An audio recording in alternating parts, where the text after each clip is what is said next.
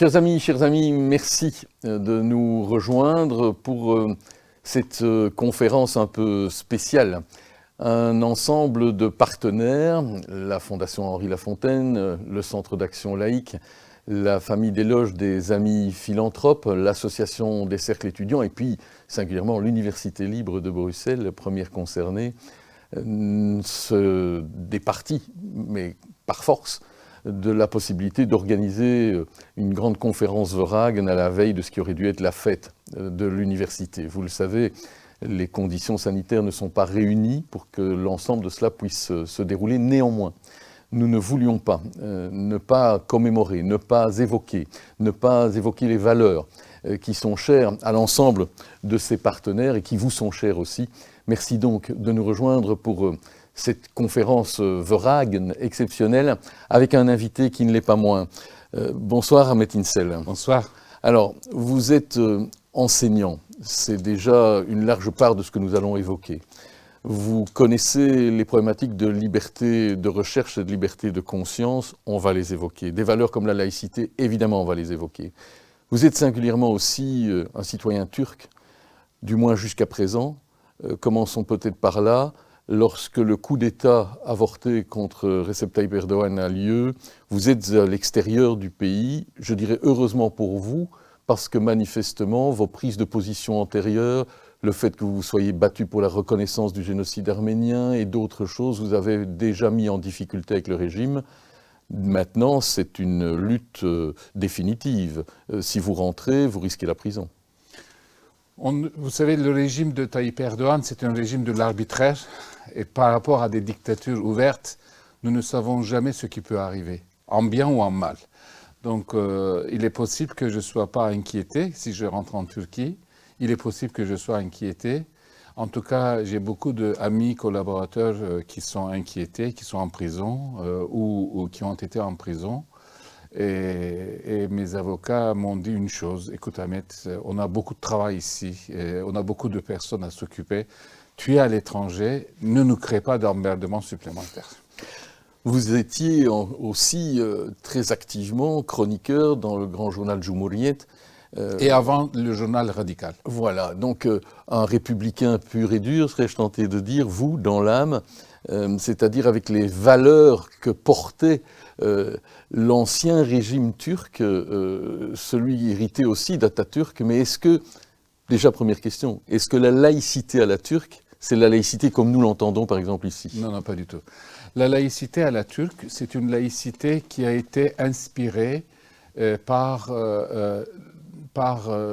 si on prend l'histoire de la France plus particulièrement, par le comportement de Troisième République avant 1905, avant la loi de 1905, c'est-à-dire le contrôle de la religion par l'État. Et on a appelé ça la laïcité parce que, et le terme a été traduit en turc directement, on appelle ça laïklik, c'est vraiment traduit mot à mot, c'est le seul pays musulman d'ailleurs qui utilise le terme laïcité au sens étymologique du terme.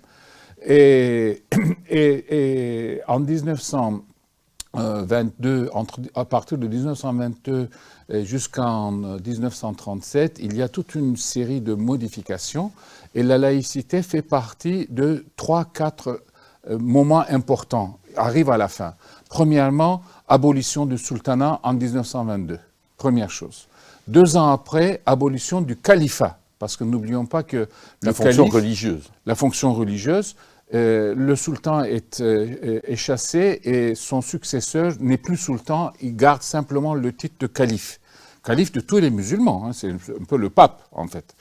Et en 1924, en mars 1924, le pouvoir, Mustafa Kemal personnellement, ah oui, entre-temps, il y a la proclamation de la République en 1923, et en 1924, en mars 1924, Mustafa Kemal impose avec son entourage, mais désormais il dispose d'une majorité parlementaire en même temps, en un jour, plusieurs décisions qui sont des décisions décisives, je dirais constitutives de la République telle que nous avons connue par la suite.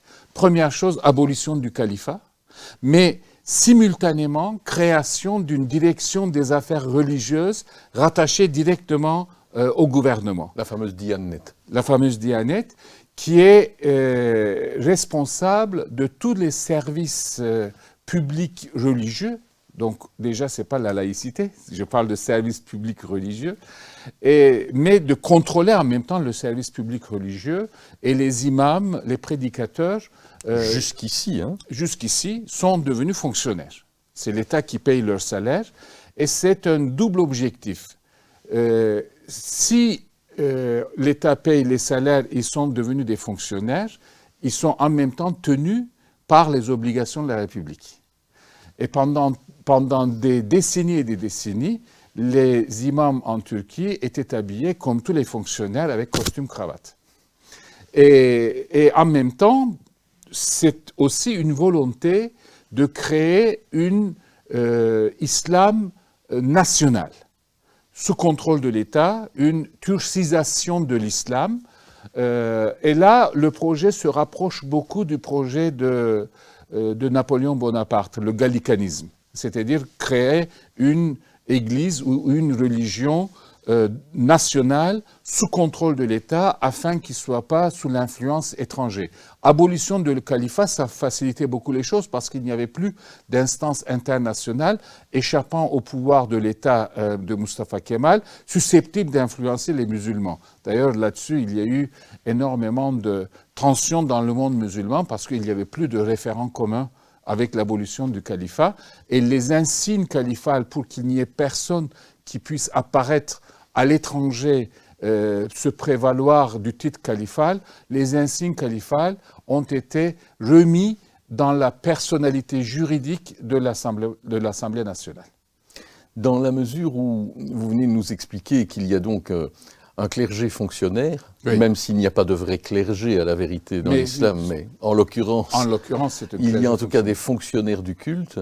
Est-ce que ça veut dire que l'empreinte religieuse en Turquie va rester forte? Alors, il y a l'empreinte religieuse, dans un premier temps, l'empreinte religieuse va rester faible. Jusqu'aux années 50, le contrôle de l'État le contrôle de la religion par l'État s'accompagne de mouvements de sécularisation et de mouvements de retrait de la religion ou le pousser de la religion vers l'espace strictement privé. La religion apparaît totalement de l'espace public. Donc, du coup, ce n'est pas une islamisation de la société, c'est plutôt le retrait de la religion par la pression de l'État. Évidemment, ceci concerne aussi les religions non musulmanes. Eux, ils ne peuvent pas être rattachés à Diyanet, mais il y a le patriarche œcuménique orthodoxe de Phanar, il y a le patriarche arménien, il y a le grand rabbin juif, etc. Eux, ils sont autonomes dans la gestion de leur religion, mais strictement dans l'espace religieux. Aucune manifestation débordant le lieu de culte, y compris pour la religion musulmane. Donc, il y a une poussée, l'enseignement de la religion est évacué de l'école. Alors, ce qui complète la laïcité en Turquie, c'est une décision très lourde qui rappelle plutôt la radicalité jacobine de la Révolution française, c'est la fermeture totale de toutes les médresses, des écoles coraniques, et de toutes les confréries. Interdiction de toute confrérie. Toutes les confréries sont fermées, leurs biens sont saisis, nationalisés. Ça rappelle un peu les nationalisations des biens lors de la Révolution française dans la première période. Donc là, il y a une énorme remise en cause de la possibilité d'exister des espaces religieux autonomes de sociétés civiles sont totales. Alors, ils passent un peu en clandestinité. Et jusqu'aux années 50, ces confréries vont rester sous la terre, vont rester en clandestinité.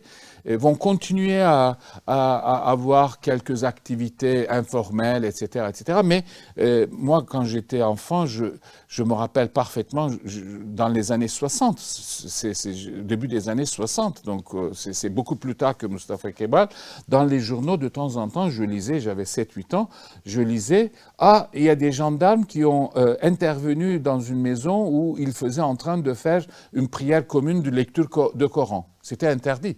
Toute activité religieuse hors espace contrôlé par l'État dans la mosquée était interdite. Je reste, parce que vous nous avez rapidement évoqué l'idée que le champ du religieux disparaît de l'école. Complètement, ça veut dire que dans les universités, par exemple, l'empreinte religieuse n'y est plus? Non, il n'y a aucune empreinte religieuse dans les universités, d'autant plus qu'en 1933, il y avait une seule université en Turquie après la République, c'était l'université d'Istanbul, on l'appelait ça Darülfünun. En 1933, Mustafa Kemal prend la décision très autoritaire, évidemment, de dissoudre totalement l'université et reconstituer nouvellement l'université d'Istanbul, mais en révoquant la totalité des enseignants de Darülfünun et prenant les enseignants nouveaux. Et à partir de 1933, il va y avoir quelque chose d'intéressant, c'est qu'avec l'université d'Istanbul qui se reconstitue, avec des jeunes profs kémalistes, etc., ils vont accueillir beaucoup de professeurs allemands chassés par les nazis. Et donc, la nouvelle université d'Istanbul, en partie, va être reconstituée avec la participation des professeurs de droit, de sciences politiques, de sociologie, d'économie ou de médecine, de physique, qui vont venir en Turquie à partir de 1934-35. Et certains vont rester longtemps, d'autres vont partir quelques années après aux États-Unis. Et donc, l'université va être totalement laïque. Il n'y a pas d'enseignement religieux, quoi que ce soit, ni dans le lycée non plus. Hein. Et il y a simplement, à Ankara, ils vont créer une faculté de théologie, mais faculté publique de théologie, pour former les fonctionnaires, pas des imams, mais des fonctionnaires un peu plus de haut niveau, susceptibles de devenir les directeurs des affaires religieuses. Alors, ce directeur des affaires religieuses, ce n'est pas un directeur strictement administratif, parce qu'on nomme toujours un théologien quand même, mais un théologien universitaire avec le titre de professeur de théologie. Ça va s'atténuer à partir de 1950. À partir de 1905. Ah oui, dernière chose qu'il faudrait que Tayyip Erdogan aujourd'hui use et abuse pour manifester, pour rappeler à son électorat cette période en disant ce sont des périodes, vous rappelez ce que nous avons connu, nous les musulmans, comme torture, il appelle ça. Bon, c'était pas tout à fait...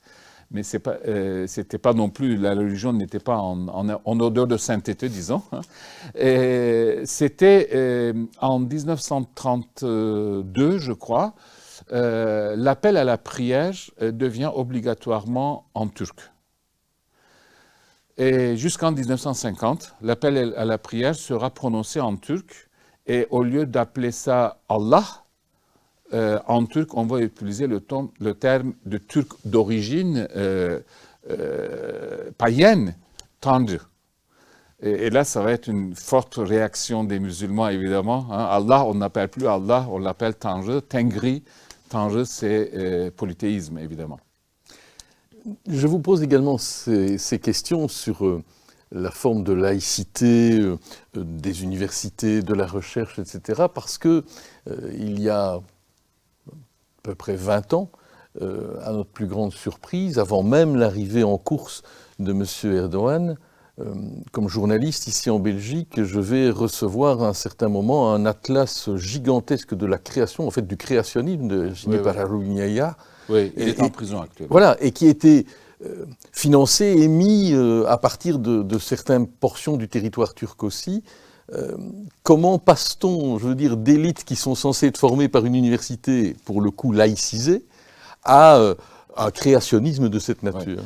Alors déjà, comme je vous ai dit, quand, avec le fin de parti unique, du régime de parti unique en 1946, en 1950, le parti kémaliste perd les élections et c'est un parti libéral de droite qui prend le pouvoir, le Parti démocrate, et le Parti démocrate commence à atténuer cette politique laïque que nous appelons un peu laïciste, c'est-à-dire du militantisme en même temps. C'est pas simplement la séparation. D'ailleurs, c'est pas la séparation de la religion de l'État en Turquie, là, nous avons vu, mais l'État n'est pas neutre vis-à-vis de la religion. L'État est actif, et cette fois-ci, ils vont commencer à faire ouvrir des écoles d'imams et prédicateurs en disant nous avons besoin, si les imams sont fonctionnaires, il faut des écoles pour former les imams, donc on va créer des écoles professionnelles. Et à partir des années 50, malheureusement, y compris les Américains, et dans le cadre de l'OTAN, il va y avoir une instrumentalisation de la religion et du conservatisme comme un élément de barrage à surtout c'est des années 60, à l'idéologie gauche socialisant ou révolutionnaire montante. Et là, il va y avoir une politique publique qui va être très ambivalente, à la fois soutenant cette instrumentalisation de la religion comme un rempart contre les idées de gauche montantes, et en même temps réprimant, quand ils vont un peu plus loin, réprimant ces religions. Mais à partir des années 80, notamment après la révolution iranienne en 1979 et le coup d'État de 1980, les militaires vont être à la fois devenir très dogmatiques kémalistes, mais en même temps, pour tuer dans l'œuf ou pour mobiliser une popularité au niveau de la population pour leur coup d'État, ils vont adopter une idéologie qu'on appelle idéologie de synthèse turco-islamique. Donc, cette synthèse turco-islamique, c'est un peu aujourd'hui l'aboutissement de cette synthèse turco-islamique à son apogée, c'est l'idéologie en œuvre avec Tayyip Erdogan, c'est-à-dire de nationalisme islamiste. Alors, chers amis, on n'a pas non plus invité Ahmet İncel par hasard pour une commémoration Veragues et une conférence Veragues exceptionnelle aujourd'hui. Nous l'avons aussi invité parce que Ahmet İncel est docteur honoris causa de l'Université libre de Bruxelles. Donc, ces jours-ci, c'est un peu votre fête aussi, oui, Ahmet İncel. Est-ce qu'il y a eu pour vous un contraste lorsque vous avez découvert, avant même votre doctorat honoris causa, mais plus particulièrement depuis, une université comme l'Université libre de Bruxelles comparée à l'université dans laquelle vous enseignez, par exemple, en Turquie? Alors, l'université dans laquelle j'enseigne, évidemment, c'est une université Galatasaray qui rentre dans une tradition très laïque. Mais par contre, l'environnement universitaire, à partir des années 90, est devenu de plus en plus conservatrice. Cette utilisation de l'islam et du conservatisme comme rempart contre les revendications modernistes de gauche, de libération, de liberté individuelle, et surtout contre le paternalisme autoritaire de l'État, a imprégné aussi dans le monde universitaire par des nominations un peu politiques, etc. Mais à l'université Galatasaray, évidemment, moi, je n'ai pas connu, puisque c'était une université vraiment très laïque, par rapport à l'ULB, non, là, c'était dans la continuité. Et puis moi, j'ai enseigné aussi pendant longtemps à Paris 1, et donc du coup, à la Sorbonne, j'ai vu. J'ai pas vu de différence. La seule différence, si, j'ai vu une différence, c'est que ici, à l'ULB, la laïcité est un élément de combat de mobilisation. Chez nous, à Galatasaray, ni à Paris 1, la laïcité n'est plus un élément de combat. C'est un fait, mais ce n'est pas jusqu'à récemment. Maintenant, en France, la laïcité est devenue un autre élément de combat, mais cette fois-ci, c'est la droite qui instrumentalise, ça a totalement changé. Mais quand je suis venu à l'ULB, évidemment, cette université qui a été créée, le mot libre vient de là, cette université qui a été créée contre le dogmatisme, contre l'idéologie des Lumières et liberté de penser, c'est l'origine de l'université libre, c'est liberté de penser et d'enseigner, est revendiquée, et c'est un combat de tous les jours, c'est une mobilisation de tous les jours, il y a une conscience de cela permanente à l'ULB, ce que j'ai vu de mes contacts. Puis j'étais invité avant d'être nommé docteur, avoir l'honneur d'être nommé docteur honoris causa, j'étais invité dans le département de sciences politiques plusieurs fois pour faire des conférences, etc. Et là, j'ai vu qu'il y avait ici une sensibilité de combat laïque à fleur de peau, que nous n'avons pas, malgré le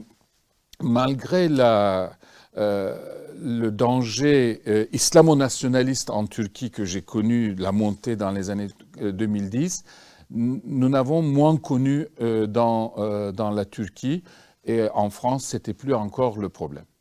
On va passer d'ailleurs un petit peu en revue les partenaires, si vous le voulez bien, de la soirée. On vient de parler de l'Université libre de Bruxelles, on y reviendra sans doute encore.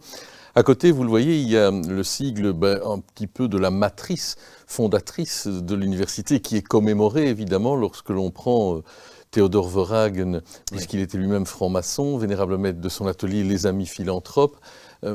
Est-ce que c'est inimaginable aujourd'hui ou hier en Turquie d'avoir par exemple une association entre une université et la maçonnerie ?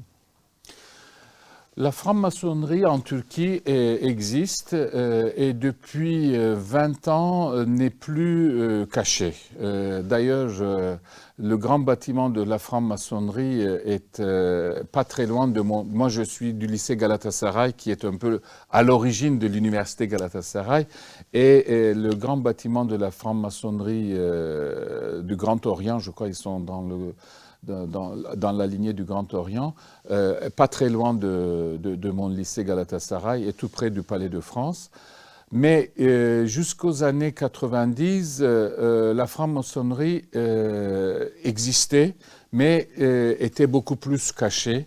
Et les hommes politiques qui étaient maçons étaient obligés de cacher leur appartenance. Je me rappelle très bien, il y avait un premier ministre de droite libérale dans les années 60, Süleyman Demirel. Probablement, il était franc-maçon. Et pendant des années et des décennies, son sigle, c'était Demirel maçon, et c'était un peu injurieux. Les laïcs aussi étaient très méfiants vis-à-vis de la franc-maçonnerie, parce que les kémalistes voyaient dans la franc-maçonnerie, les kémalistes ne sont pas très libéraux. Ils voyaient dans la franc-maçonnerie aussi un lieu de pouvoir qui échappe au contrôle de l'État, une contre-pouvoir. Et les kémalistes sont très étatistes. Et donc tout ce qui est une organisation qui peut échapper au contrôle de l'État, même laïque, même de gauche ou de droite, mais n'est pas est suspect. Et donc ce qui est une force et une faiblesse d'ailleurs des kémalistes, parce qu'ils étaient incapables de créer des mouvements populaires, parce qu'ils avaient peur aussi que des mouvements populaires leur échappent. Je prends l'autre sigle, l'Association des cercles étudiants. À quoi ressemble la vie estudiantine de votre époque et surtout aujourd'hui, évidemment ? Dans les années 60, vers la fin des années 60 et surtout les années 70, la Turquie a connu une situation surtout à partir de 73-74, la fin des années 60, il y a eu une rupture avec un coup d'État, quasi coup d'État en 71, il y a eu une période de répression les choses étaient gelées. Nous avons connu une période de guerre civile, quasi guerre civile, et les universités, mais les quartiers étaient vraiment divisés entre universités contrôlées par des organisations d'extrême droite fascisantes, les loups gris, et les organisations de révolutionnaires de gauche, et il y avait beaucoup de morts, il y avait des affrontements.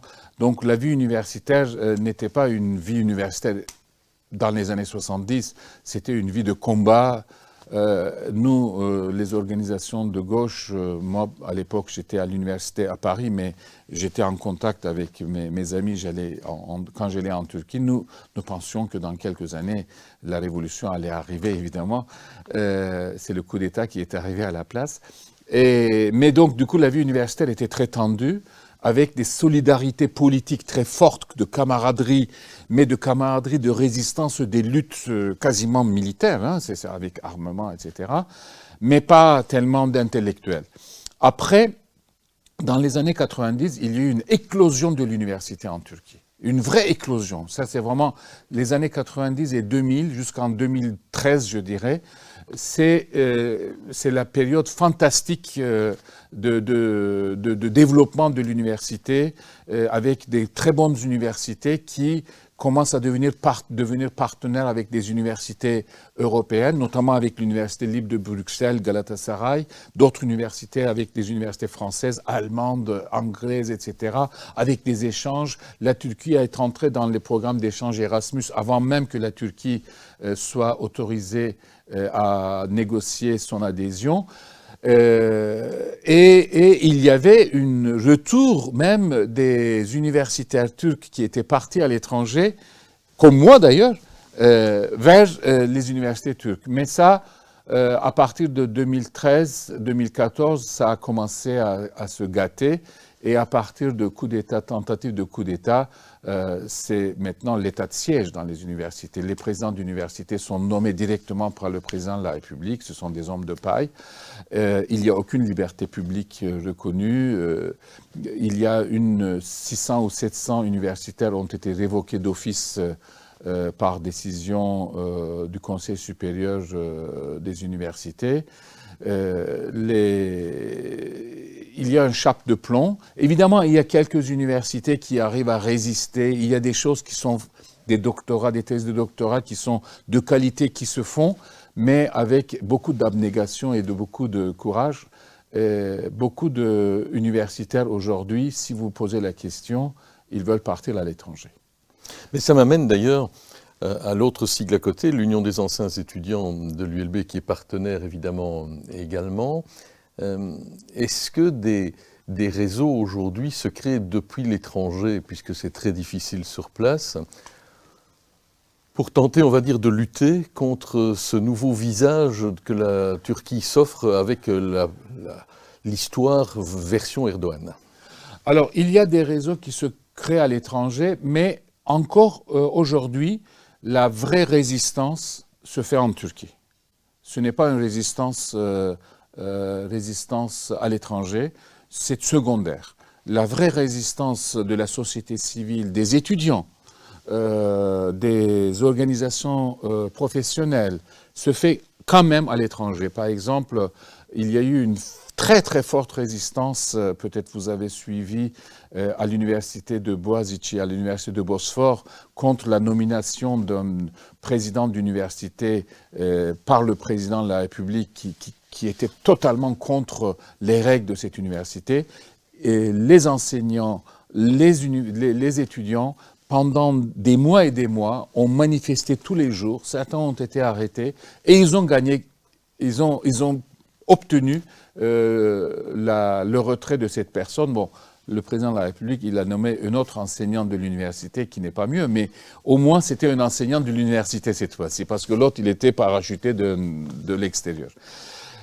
Il y a une résistance en Turquie et aujourd'hui, et je crois que c'est beaucoup plus sain et beaucoup plus prometteur pour penser l'après-Erdogan, cette résistance universitaire, étudiants, syndicale, les intellectuels et politiques, à l'étranger, c'est plutôt le soutien à cette résistance que le basculement de la résistance à l'étranger. La Turquie n'est pas encore basculée dans la totale dictature, ce qui fait que nous avons l'espoir qu'on puisse passer à l'après-Erdogan dans 1 an et demi, si les élections auront lieu normalement, par le biais pacifique électoral. Ce qui fait que, du coup, le centre de gravité de la lutte démocratique reste encore dans le pays. Oui, si je m'en réfère, et on va encore le chanter, et demain dans les cœurs et dans les têtes, ce chant va évidemment retentir, c'est le chant de l'Université libre de Bruxelles, Oui. c'est le Summer.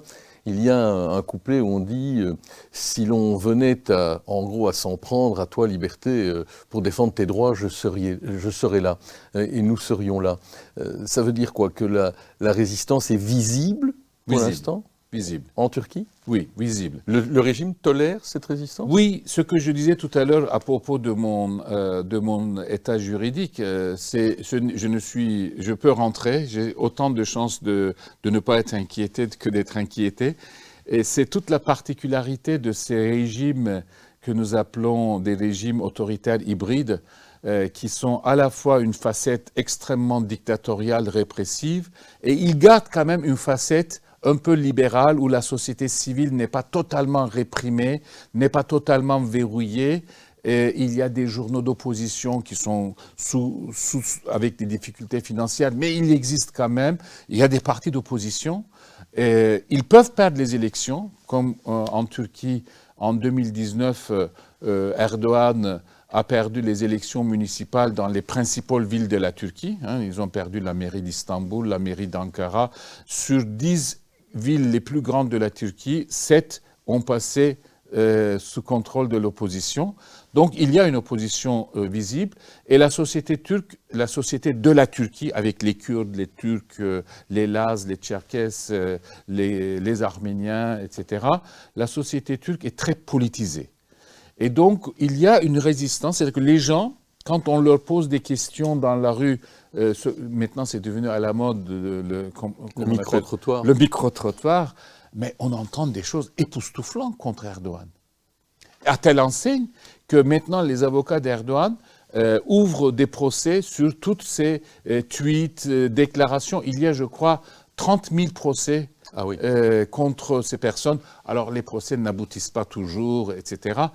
Certaines vont en prison quelques jours, certaines... Bon. Mais les gens continuent à s'exprimer, manifester leur colère, leur mécontentement. Il y a effectivement, il y a une visibilité de l'expression de mécontentement et de désir de changement, de sortie de ce régime. Mais est-ce qu'il y a une lutte frontale pour le mouvement de liberté, une lutte frontale active avec grève générale, etc.? Non. Depuis les événements, il y a quelques années, dans ce fameux parc de Gezi en 2013, oui, qui effectivement mobilisait énormément de jeunes. Oui. Depuis lors, le sens de la révolte ouverte s'est un peu atténué. Du coup, la première fois, Tayyip Erdogan a connu, en 2013, il était au pouvoir depuis 11 ans, et Gezi, pour lui, c'est le moment de commencement de la peur de perdre le pouvoir, et encore aujourd'hui. Il essaye de criminaliser Gezi. Encore aujourd'hui, mon collègue, mon ami, mon camarade de lutte, Osman Kavala, est en prison parce qu'il accuse personnellement Osman d'avoir financé, organisé personnellement le mouvement Gezi. Il essaie de criminaliser le mouvement Gezi dans la personne d'Osman Kavala, qui apparaît comme le mécène des organisations de société civile. Pour Tayyip Erdogan, Gezi doit être le diable, doit être criminalisé afin qu'il n'y ait pas de tentative nouvelle similaire. Et c'est la première fois que Tayyip Erdogan a eu une manifestation contre lui, parce que Gezi, c'était en grande partie personnellement contre Tayyip Erdogan, contre je dirais, le père fouettard qui s'occupe de tout. Il ne faut pas fumer, il ne faut pas consommer de l'alcool, il ne faut pas manger trop. Les femmes, il ne faut pas que vous mettiez des jupes trop courtes, etc. Vraiment, le père fouettard, une réaction de la jeunesse contre cet autoritarisme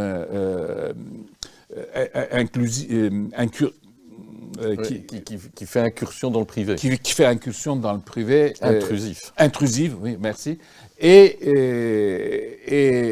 sur 81 départements de la Turquie, dans 78, il y avait des manifestations lors des événements Gezi, ce qui est un événement, je crois, le mouvement social le plus grand de l'histoire de la Turquie depuis la République.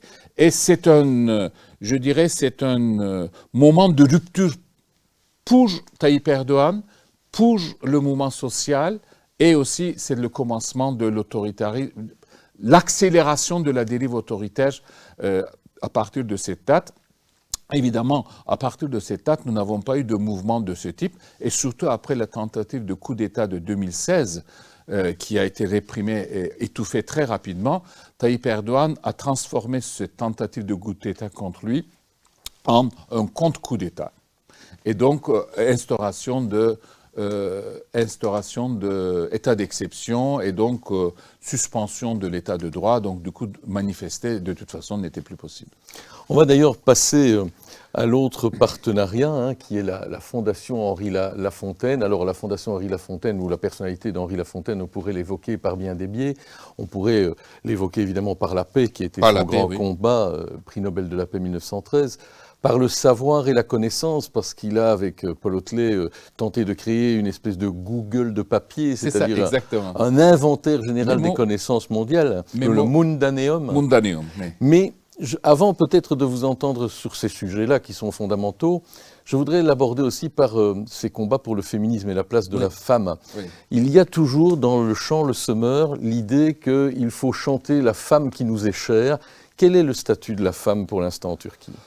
Ça s'est beaucoup dégradé d'un certain côté par le conservatisme musulman. Mustafa Kemal était pour la libération du statut de la femme, mais une libération qui était très importante, honorable, puisque d'abord, n'oubliez pas, il faut se rappeler aussi dans le cas de la laïcité, en 1926, la Turquie a adopté le Code civil suisse, et plus particulièrement le Code civil de Neuchâtel. Et dans le Code civil de Neuchâtel de 1926, il y a le traitement égal de l'homme et de la femme en matière d'héritage, en matière de statut familial, etc. etc. C'était l'unique cas, et d'ailleurs c'est encore l'unique cas, je crois, dans beaucoup de pays, par rapport aux pays, beaucoup de pays musulmans. Et en 1934, les femmes turques de Turquie ont obtenu le droit de vote. Bien avant chez nous. Bien avant chez vous. Mais en même temps, la progression de la pénétration de la femme dans la vie active a été freinée par la suite par le gouvernement conservateur. Et puis la gauche laïque était aussi un peu ambivalent par rapport à ça, parce que Mustafa Kemal peut-être était très pour l'égalité de l'homme et de la femme, mais son entourage était quand même des hommes machistes. Donc la femme devait avoir des droits, mais en restant chez elle quand même. Donc du coup, il n'y a pas eu un mouvement un vrai massif mouvement de pénétration de la femme sur le marché de travail, etc. Donc même quand on a eu à une époque une première ministre, Mme Tansu Çiller, ça n'a pas changé fondamentalement les choses. Non, ça n'a pas changé, mais en France, Edith Cresson non plus n'a pas donné de choses très différentes. Mais par contre, ce qui a changé, c'est l'urbanisation. La massive urbanisation, parce que quand Mustafa Kemal a fait ça en 1934, 75% de la population était rurale. Donc, le rapport hommes et femmes dans la ruralité n'est pas la même chose que le rapport hommes et femmes dans le monde urbain. Le conservatisme dans le monde urbain sur la femme est beaucoup plus dur que le conservatisme dans le monde rural, parce que dans le monde rural, la femme travaille dans le champ, fait partie du pilier de la famille. Mais dans les années 90, il y a eu l'urbanisation et une vraie explosion de libération des femmes. Le pouvoir du Parti de Justice et Développement, le parti d'Erdogan, était ambivalent là-dessus, était à la fois pour promouvoir l'égalité hommes et femmes, mais en même temps, pour Tayyip Erdogan, la place de la femme, c'est être la mère de famille, le pilier de la famille. Et donc, ils ne voient pas, les conservateurs musulmans ne voient pas de bon œil la femme qui travaille. Et ce qui fait que le taux de participation des femmes sur le marché de travail en Turquie est faible. Les femmes en âge de travailler en Turquie, je crois que simplement 32% travaillent, peut-être 34% maintenant travaillent, ce qui est un taux très faible. Hein. Je crois que dans les pays européens, le taux est proche du taux d'activité des hommes.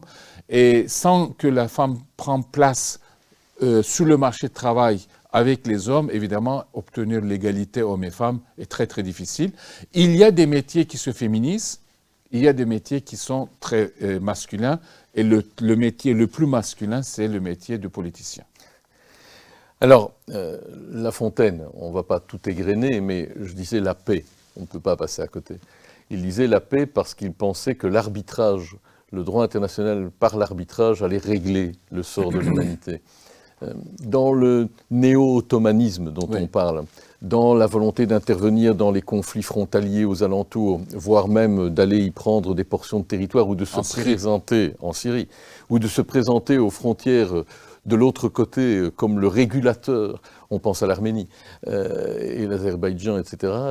Est-ce que ça veut dire que la Turquie est devenue un ennemi potentiel, un acteur belliqueux pour la zone? C'est un acteur belliqueux.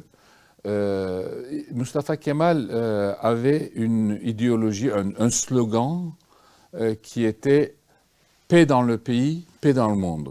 Et moi, j'ai grandi avec ce slogan, paix dans le pays, paix dans le monde. Et la Turquie, jusqu'aux années 70, était un pays qui n'avait pas de conflit majeur, sauf le problème chypriote qui était apparu à partir de 1955. Mais avant, la Turquie avait même, Mustafa Kemal, avec le premier ministre Venizelos de la Grèce, en 1930, avait fait un accord de paix et d'amitié. Alors qu'il y a 8 ans, c'était les deux armées qui étaient le plus... La Turquie, ce qu'on appelle la lutte de libération nationale en Turquie, in fine, la guerre la plus décisive, c'est contre les Grecs. Évidemment. Et en 1930, ils avaient fait un accord d'amitié et qui fait que beaucoup de Grecs pouvaient venir à Istanbul, travailler, etc. Et les années 50 se sont détériorées dans ce cadre-là. D'abord, il y a eu le problème chypriote. Après la guerre froide, la Turquie était engagée dans la guerre froide. La Turquie a participé pour la première fois après la Première Guerre mondiale à une guerre. Pour pouvoir entrer dans l'OTAN, le prix, c'était la participation à la guerre de Corée. La Turquie a envoyé une brigade qui a été beaucoup décimée d'ailleurs dans la guerre de Corée.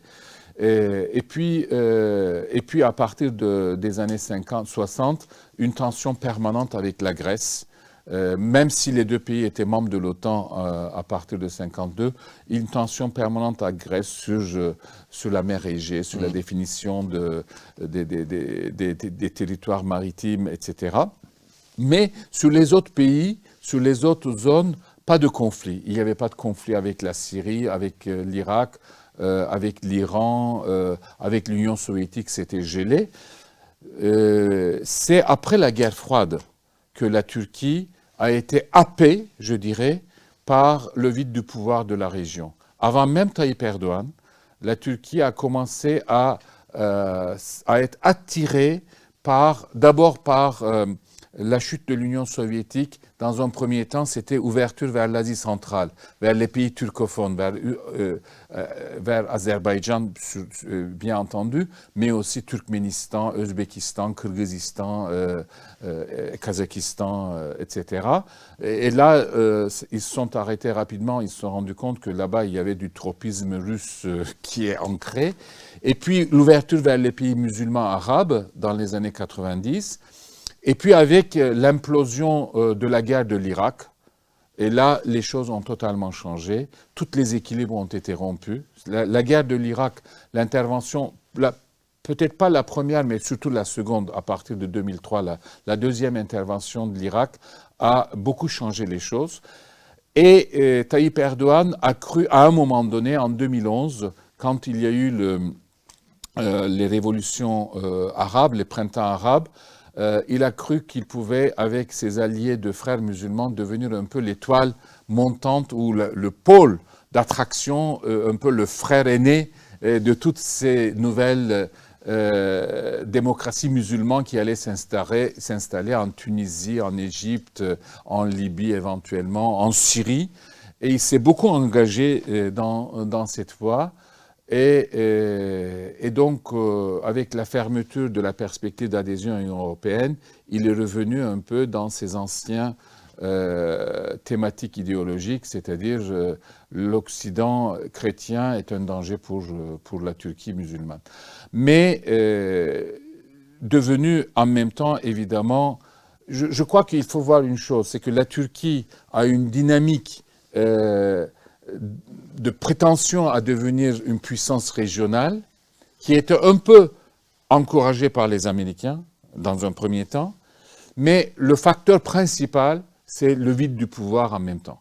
Hein, c'est l'absence de politique étrangère de l'Union européenne et la politique de retrait américain qui commence bien avant Trump, depuis Obama, de la région, a créé un vide de pouvoir. Et du coup, effectivement, des puissances régionales, des puissances de taille moyenne comme la Turquie, sont happées par ce vide. Et la Turquie est devenue une puissance aujourd'hui qui dispose environ 55 000 soldats hors territoire, dont 30 000 en Chypre, une dizaine de mille, 10-15 000 en Syrie, puisque la Turquie occupe une partie du territoire du nord de Syrie. Il y a des bases militaires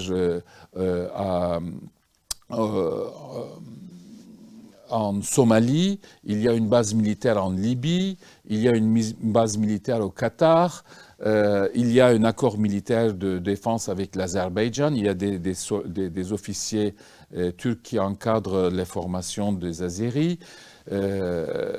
La Turquie est un pays, en plus de la présence militaire turque dans le cadre des opérations de paix de l'ONU. Ça, je laisse de côté. Mais ça, c'est des opérations bilatérales. Et la Turquie est un pays très actif. C'est quand même pas mal avoir 55 000 soldats, environ 50 à 60 000 soldats hors territoire. C'est une armée bien active. Et dans des zones de guerre. Hein. La Syrie, la Libye, c'est des zones de guerre. Alors, on va clôturer par l'institution qui nous abrite d'ailleurs ici, oui. Mais qui est une institution, vous l'avez dit aussi, consubstantielle normalement à l'histoire de cette université libre de Bruxelles qui commémore avec nous un peu virtuellement aujourd'hui sa Saint-Veragen quand même.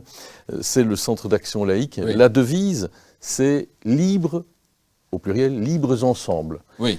Est-ce que nous pouvons encore parler d'ensemble quand on regarde les deux rives aujourd'hui, nous ici en Europe, vous y êtes, mais vos familles, vos amis, etc., là-bas en Turquie, qu'est-ce qui peut encore nous rassembler? La Turquie est divisée, la société turque est 80 millions à peu près, 84 millions maintenant, et est vraiment divisée en deux, presque je dirais à part égale, à peu près. Hein. Il y a une partie de la Turquie qui se considère vraiment faisant partie de l'Europe et qui n'a pas du tout le regard vers l'Orient, et une autre partie de la Turquie qui se considère plutôt orientale, le dos tourné à l'Europe, voit l'Europe, l'Occident, plutôt comme une menace que comme une alliance, et cherche à se créer des nouvelles alliances, des nouvelles appartenances soit du côté du monde arabe musulman, mais ce n'est pas très attractif, soit du côté des capitalismes autoritaires de type Chine, Russie, etc. Et il y a pas mal de nationalistes turcs, parfois laïcs d'ailleurs, des nationalistes turcs qui désormais ont le regard vers cette coopération de Shanghai, vers cet accord avec une coopération avec la Chine, etc. Donc la Turquie est divisée par deux, est divisée au milieu.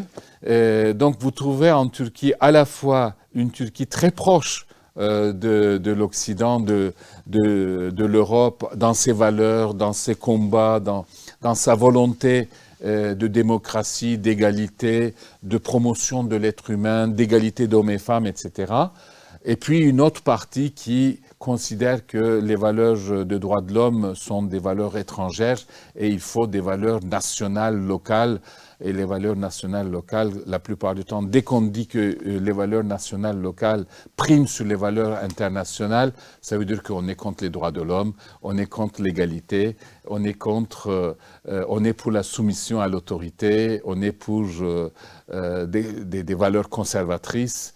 Et c'est une lutte permanente. La Turquie est totalement dans une, je dirais, guerre culturelle, hein, de grand espace.